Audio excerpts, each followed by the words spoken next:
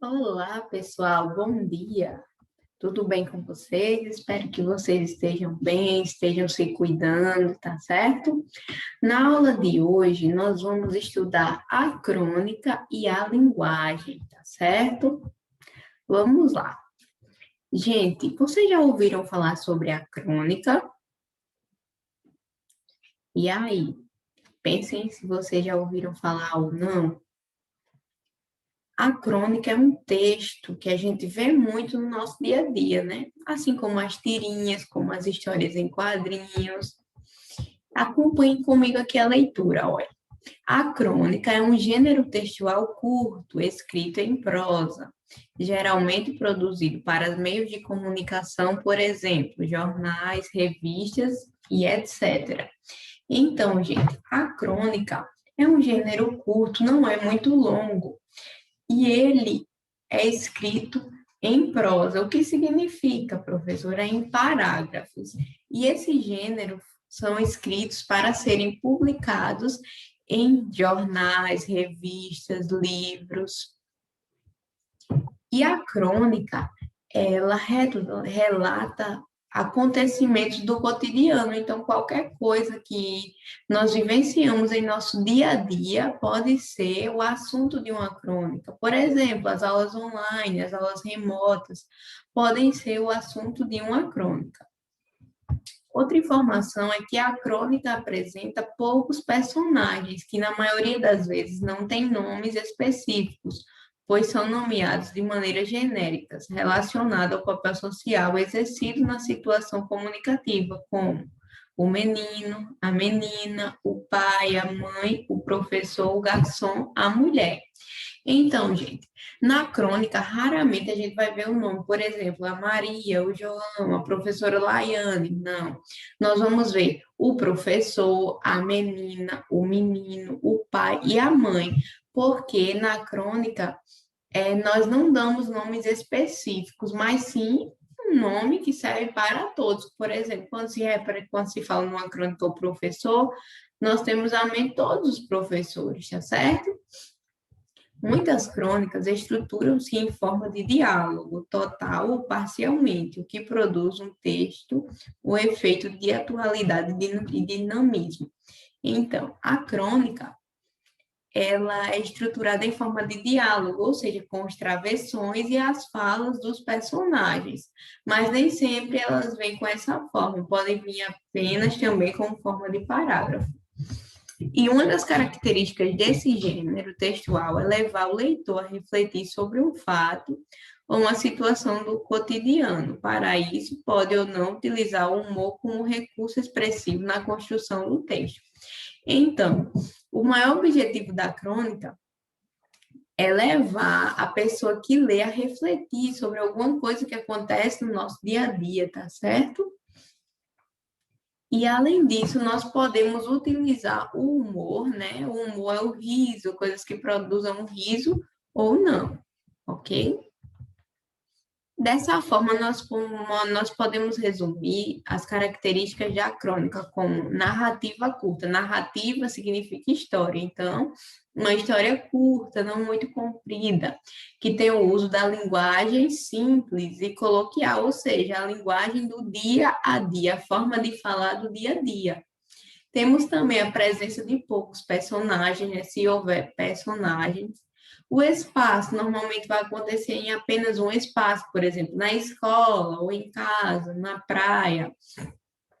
E os temas são relacionados ao dia a dia, tá certo? Então, ao dia a dia das pessoas. Agora eu vou ler com vocês aqui uma crônica, que o nome dela é A Bola, do autor Luiz Fernando Veríssimo. Acompanhe a leitura, tá certo? Olhem só, começa aqui. O pai deu uma bola de presente ao filho, lembrando o prazer que sentira ao ganhar a sua primeira bola do pai. Uma número 5, sem tento oficial de couro. Agora não era mais de couro, era de plástico, mas era uma bola. O garoto agradeceu, desembrulhou a bola e disse: legal. Ou o que os garotos dizem hoje em dia quando gostam do presente ou não querem magoar o velho. Depois começou a girar a bola à procura de alguma coisa. Como é que liga? Perguntou. Como? Como é que liga? Não se liga. O garoto procurou dentro do papel de embrulho. Não tem manual de instrução? O pai começou a desanimar e a pensar que os tempos são outros. Que os tempos são decididamente outros. Não precisa de manuais de instrução. O que é que ela faz? Ela não faz nada, é você que faz as coisas com ela. O quê? Chuta, controla. Ah, então é uma bola. Claro que é uma bola. Uma bola mesmo. Você pensou que fosse o quê? Nada não. O garoto agradeceu, disse legal de novo, e dali a pouco o pai o encontrou na frente da TV, com a bola nova do lado, manejando os controles de um videogame, algo chamado Monster Ball, em que times de monstrinhos disputavam a posse de uma bola em forma de um bip eletrônico na tela, ao mesmo tempo que tentavam se destruir mutuamente. O garoto era bom no jogo, tinha coordenação e raciocínio rápido, e estava ganhando da máquina.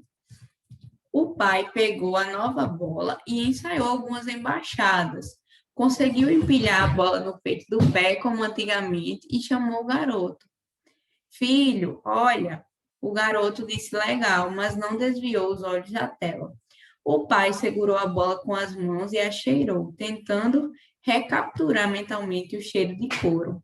A bola cheirava a nada. Talvez o manual de instrução fosse uma boa ideia, pensou. Mas em inglês para a garotada se interessar. Então, gente, aqui, ó, essa crônica que tem como título A Bola relata um fato do dia a dia, né? Um pai que presenteou o filho com a bola. E aí temos dois personagens comuns, né? O pai e o garoto, que é o filho. E também é um fato do dia a dia, né? Um fato do dia a dia, um pai presentear um filho com uma bola. Só que aí essa crônica nos traz uma reflexão, né? Porque o menino prefere jogar videogame do que jogar bola, do que brincar de bola com o pai.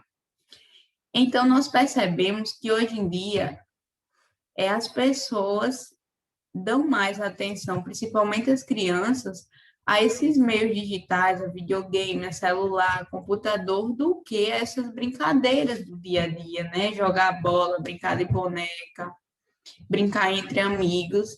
Então, essa crônica traz uma reflexão, né? Que a gente também venha brincar, se socializar e não apenas ficar nas redes sociais, tá certo, gente? Então, aqui temos uma narrativa curta, né? História pequena, uma linguagem do dia a dia, poucos personagens, apenas o pai e o garoto. O espaço é a casa, né? A sala de casa, e um tema relacionado ao cotidiano, que é um presente que o pai dá ao filho. O que acontece? Para a gente ler essa história, nós utilizamos um código. E que tipo de código é esse? São as letras, não é isso? As letras são um tipo de código que nós utilizamos para nos comunicar, como vocês podem ver aqui ao lado, né? Há milhares de anos, o ser humano tenta registrar pensamentos, sentimentos e aspectos da vida. Inicialmente, por meio de imagens, a humanidade, ao longo da história, criou outras linguagens, gráfica, numérica, ideogramas, letras, permitindo maior comunicação, ou seja, criou códigos. Então, os códigos são formas de se comunicar. Por exemplo, uma imagem é uma forma de se comunicar, um símbolo de proibido estacionar é uma forma de se comunicar. Então, são códigos, tá certo? Por exemplo, temos o código de trânsito do semáforo, quando a luzinha está vermelha, que é para parar. Tá bom quando está verde, que pode passar, e quando está amarela é a atenção. Então, são códigos, tá certo? Para que a gente venha se comunicar e não haver problemas. A língua também é um código, pois é um conhecimento partilhado que permite a comunicação entre os indivíduos de um grupo social. Cada língua se organiza de acordo com hábitos e tradições de um determinado grupo, refletindo sua cultura. Então, a língua é uma maneira de comunicação, por exemplo, a língua portuguesa, né? Que é a língua que nós falamos, é uma forma de se comunicar entre as pessoas que moram no Brasil, se comunicar, e reflete a cultura brasileira. E nós podemos dividir as formas de comunicação em dois grupos. O grupo da linguagem verbal, que é quando nós utilizamos palavras para se comunicar, tá certo? Seja na fala, né? Quando eu estou falando com vocês aqui, eu estou utilizando a linguagem verbal. E quando eu escrevo uma mensagem no grupo ou no privado de vocês também, eu estou utilizando a linguagem verbal. E quando eu gravo áudios. Já a linguagem não verbal é quando nós nos comunicamos por gestos, por imagens, por exemplo, emojis. Quando nós nos comunicamos por figurinha, é a parte mais da imagem, dos sons, ok? Então é isso, gente. Na aula de hoje a gente aprendeu sobre a crônica e também sobre o código, né? Que são formas de se comunicar. E a linguagem verbal, que são as palavras, né? E a linguagem não verbal, que são os desenhos, imagens, cores. Ok, pessoal, então espero que vocês tenham aprendido. Essa foi nossa aula de hoje, ok? E a atividade vou enviar no grupo. Então é isso, gente. Espero que vocês tenham gostado. E até a próxima aula. Tchauzinho, beijos e se cuidem.